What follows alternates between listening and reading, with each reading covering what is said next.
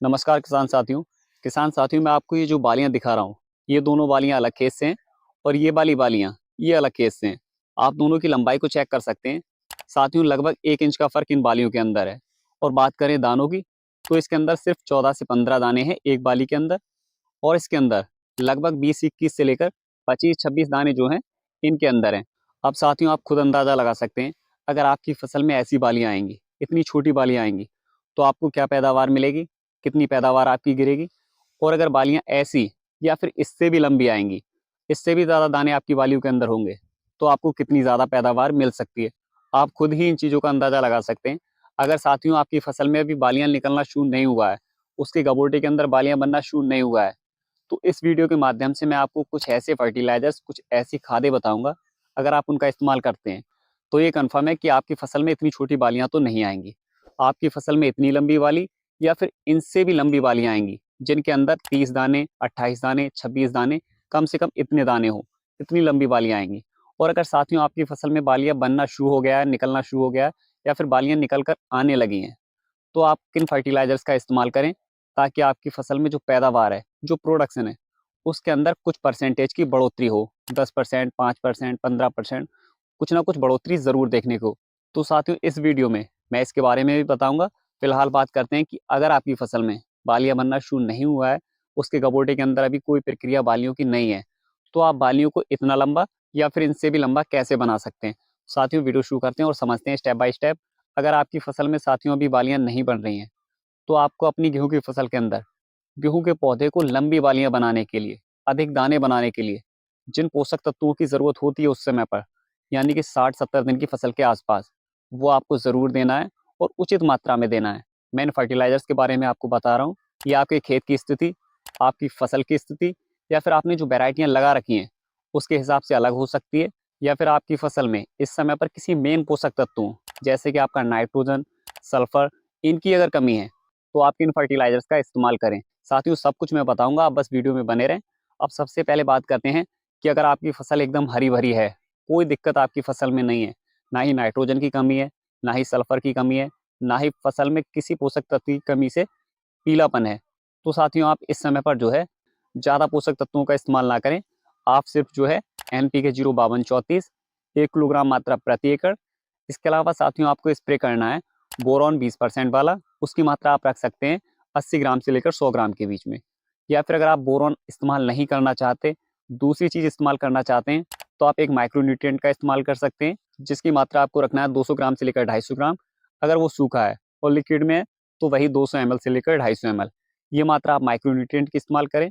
और इसको जो है अपनी फसल में बालियां बनने से पहले, उसके गबोटे फूलने से पहले अगर आप स्प्रे करते हैं, तो साथियों आपकी जो बालियां हैं इनसे लंबी आएंगी, इन बालियों से अधिक दाने आपकी बालियों में आएंगे। और अगर साथियों आपकी फसल के गबोटे में बालियां बनना शुरू हो गई हैं, या फिर थोड़ी बहुत बालियां निकलना शुरू हो गई हैं, तब भी आप इसका इस्तेमाल कर सकते हैं। लेकिन ये बालियों की जो लंबाई है, उसको आप काफ़ी हद तक नहीं बढ़ा सकते। वो सब प्रक्रिया लगभग पहले ही पूरी हो चुकी होती है, लेकिन आप फिर भी स्प्रे करेंगे तो आपको कुछ ना कुछ बेनिफिट ज़रूर मिलेगा। इसके अलावा साथियों अगर आपको लग रहा है कि इस समय पर आपकी फसल में नाइट्रोजन की कमी है, तो साथियों आप NPK 05234 की जगह NPK 1919 का भी इस्तेमाल कर सकते हैं। या फिर नाइट्रोजन की कमी ज़्यादा है, तो आप जो है नैनो यूरिया का भी इस्तेमाल कर सकते हैं। इसके अलावा साथियों अगर आपकी फसल में सल्फर की कमी है, उसकी जो ये पत्तियां हैं, ये पत्तियां अगर ऊपर साइड से पीली हैं, जो मैं ये दिखा रहा हूँ, अगर यहाँ से पत्तियां पीली हैं, तो साथियों आप 400 से 500 ml नैनो यूरिया प्रति एकड़, उसके अलावा 400 ml के आसपास सल्फर, और उसके अलावा आप माइक्रोन्यूट्रिएंट 200 ग्राम से लेकर 250 ग्राम, इन तीनों चीज़ों का जो है अपने खेत में छिड़काव कर दें।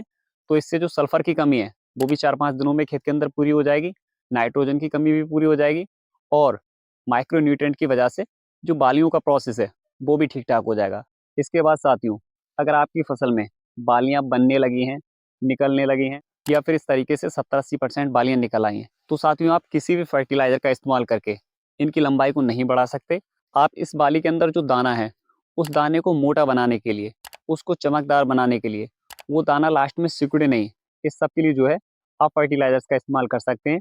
और इन चीज़ों में आपको बेनिफिट भी मिलेगा। अब मैं आपको बता दूं कि अगर आपकी फसल इस स्टेज में है, तो साथियों इस समय पर आप जो है NPK 0050, जिसके अंदर आपको 50% पोटास मिल जाएगा।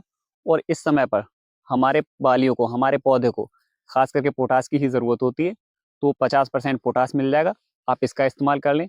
या फिर इसके अलावा आप NPK 13-0-45 का भी इस्तेमाल कर सकते हैं, लेकिन साथ ही उसका इस्तेमाल जब करें जबकि ये जो बालियाँ हैं ये नाइट्रोजन की कमी से अगर आपको पीली लगें। अगर किसी बीमारी फंगल डिसीज़ की वजह से अगर पत्तियाँ पीली हैं तो आप NPK 13-0-45 का इस्तेमाल ना करें, आप जो है NPK 00-50 का ही इस्तेमाल करें। तो साथियों, अगर आप ये 2 स्प्रे बालियाँ बनने से पहले अगर आप फास्फोरस और बोरॉन ये दोनों चीज़ें अपनी फसल को सही समय पर दे देते हैं, तो आपकी फसल के अंदर जो बालियों का प्रोसेस है ये काफ़ी अच्छा हो जाएगा, बालियों की लंबाई बढ़ जाएगी और इसके अंदर जो दाने हैं वो ज़्यादा हो जाएंगे। और अगर बालियाँ निकल आई हैं, बनने लगी हैं या फिर इस स्थिति में है, तो आप जो है दूसरी वाली स्प्रे कर दें। अगर आपको पहली स्प्रे करने का समय नहीं मिला तो आप दूसरी स्प्रे ना छोड़ें, उसको ज़रूर कर दें। इससे आपकी फसल में जो है 5-10% ग्रोथ ज़रूर देखने को मिलेगी। और नेक्स्ट टाइम इन चीज़ों का ध्यान रखें, जब अगली बार आप गेहूँ की खेती करें, अगले साल गेहूँ की खेती करें, तो सही समय पर पहला स्प्रे करें, उसके बाद सही समय पर दूसरा स्प्रे करें। और साथियों, अच्छे रिजल्ट के लिए इसमें 3 स्प्रे भी किए जाते हैं, आप तीनों का स्प्रे करें तो आपको काफ़ी अच्छा रिजल्ट मिलेगा। साथियों, उम्मीद है वीडियो में दी हुई जानकारी आपको अच्छी लगी होगी। जानकारी अच्छी लगी हो तो वीडियो को लाइक करें और ऐसे ही बहुत सारे वीडियोज़ के लिए हमारे चैनल को साथियों सब्सक्राइब भी कर लें। मिलते हैं नेक्स्ट वीडियो में। जय हिंद, जय भारत, जय किसान।